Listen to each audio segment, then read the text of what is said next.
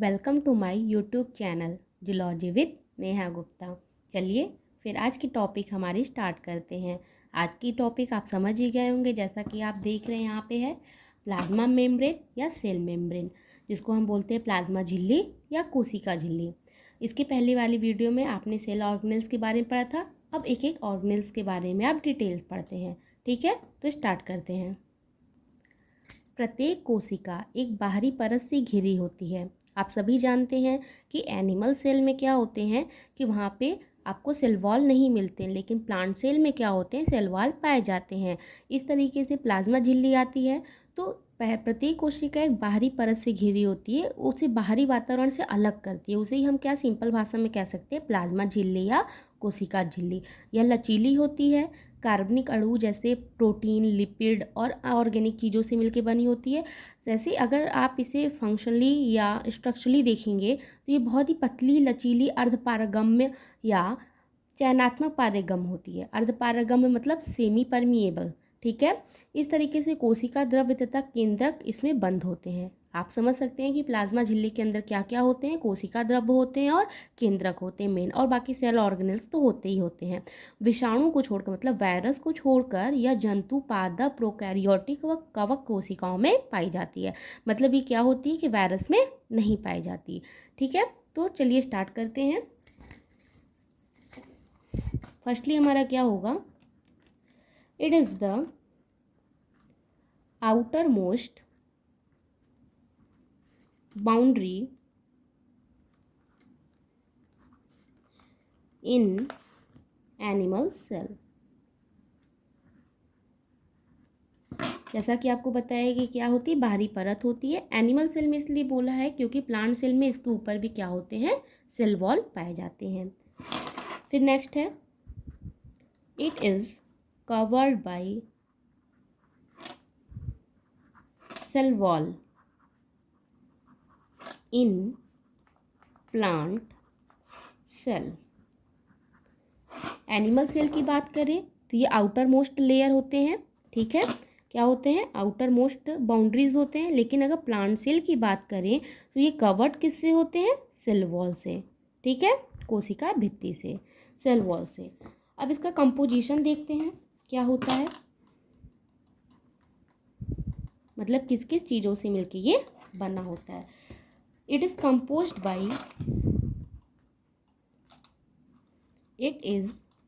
Composed bye protein, lipid and carbohydrate. देखिए, पहला है प्रोटीन, फिर दूसरा है लिपिड, थोड़ा सा इसमें हो गया Li है, फिर थर्ड है carbohydrate.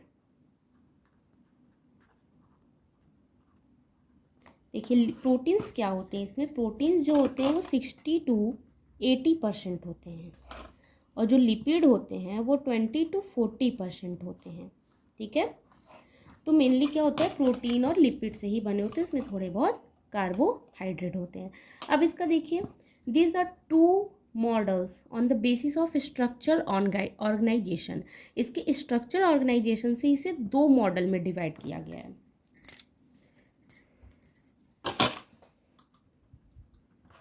There are two model on base of structural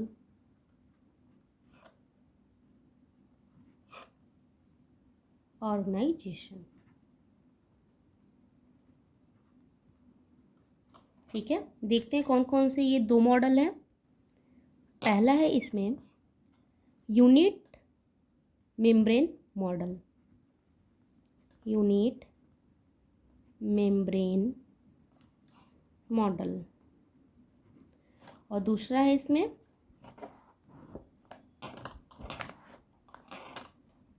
fluid mosaic model. अब इसके बारे में देख लेते हैं क्या होता है यूनिट मेम्ब्रेन मॉडल और फ्लूइड मोज़ेक मॉडल। देखिए अब इसको डिटेलिंग पढ़ते हैं, क्या होता है यूनिट मेम्ब्रेन और फ्लूइड मोज़ेक। तो एक तरफ लिखते हैं यूनिट मेम्ब्रेन,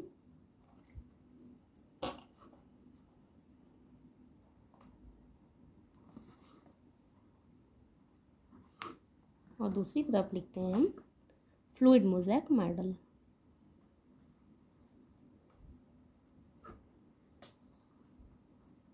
ठीक है।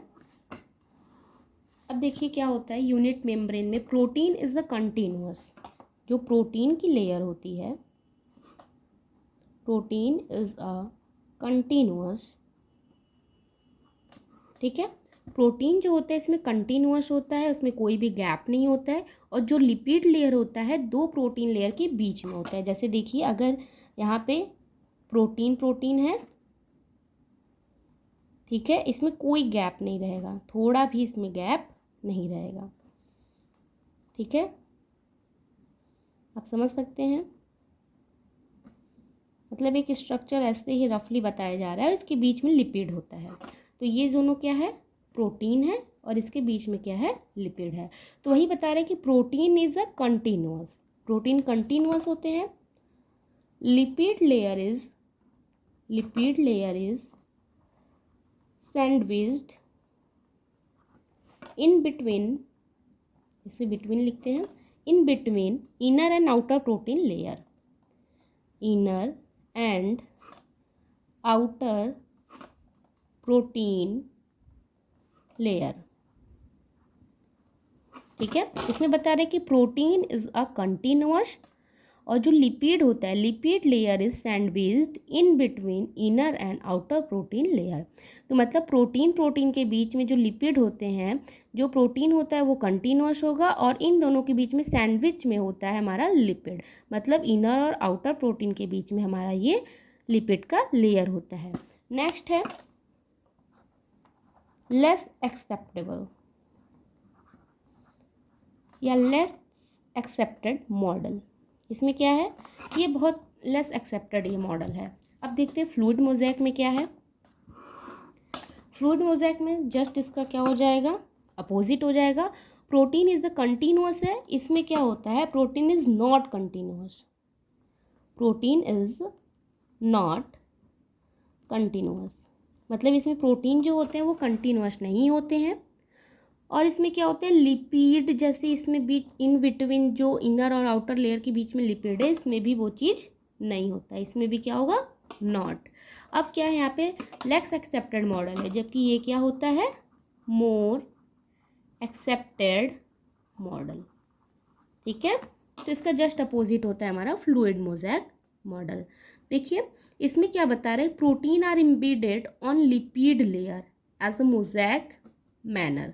देखिए इसमें मोस्टली इंपॉर्टेंट जो फ्लूइड मोज़ेक मॉडल का होता है, अगर आप इसे देखें तो क्या कह रहा है इसमें कि protein are embedded, protein are embedded on lipid layer as a mosaic manner, irregular। देखिए इसमें क्या बता रहा है कि protein are embedded on lipid layer. Protein क्या होता है, इम्बीडेड होता है लिपिड लेयर में एज अ मोज़ेक मैनर में, इसीलिए इसे हम बोलते हैं फ्लूइड मोज़ेक मॉडल। और जो कि प्रोटीन इज नॉट कंटिन्यूअस होता है, मतलब इरेगुलर होता है। तो सबसे मोस्टली इंपॉर्टेंट होता है कि फ्लूइड मोज़ेक मॉडल में क्या होता है, हमारा प्रोटीन इनरेगुलर होता है। जबकि यूनिट मेम्ब्रेन मॉडल में प्रोटीन इज ए कंटिन्यूअस, मतलब ये क्या रेगुलर होता है, जैसा कि आप यहाँ पे देख रहे हैं। और ये मोर एक्सेप्टेबल है और ये लेस एक्सेप्टेबल मॉडल है। अब देखते हैं इसके फंक्शन क्या होते हैं, प्लाज्मा मेम्ब्रेन के क्या फंक्शन है। देखते हैं इसके फंक्शन क्या क्या है। पहला इसका फंक्शन होता है, it acts as a barrier between cell content and their environment. देखिए ये क्या कर रहा है, इसका पहला फंक्शन होता है, it act as the barrier between cell content and their environment. बाहरी वातावरण और जो सेल के अंदर जो कंटेंट है उसके बीच में एज अ बैरियर की तरह ये वर्क करता है। सेकेंड इज है, it is charge pores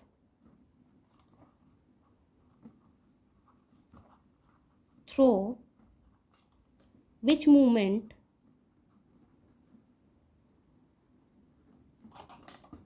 of substance take place।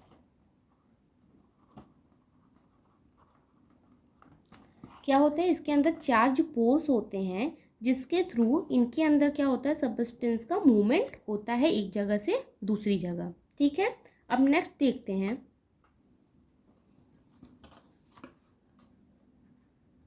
Plasma membrane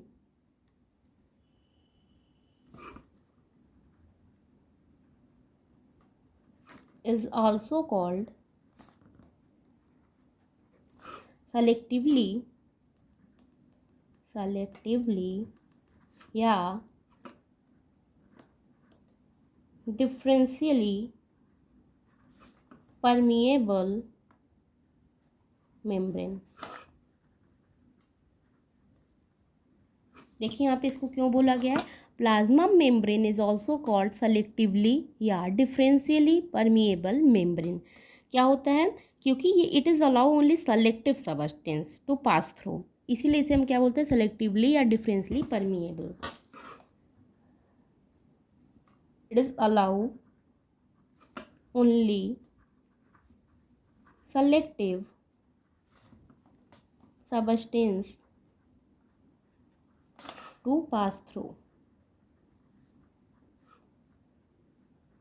ठीक है, प्लाज्मा मेम्ब्रेन को हम क्या बोलते हैं, सेलेक्टिवली या डिफरेंशियली परमिएबल मेम्ब्रेन भी कहते हैं, क्योंकि ये सिर्फ उसे ही अलाउ करती है जिसे ये सेलेक्ट करती है, उसी सब्सटेंस को सेलेक्ट करेगी और उसे ही पास होने के लिए ये देती है।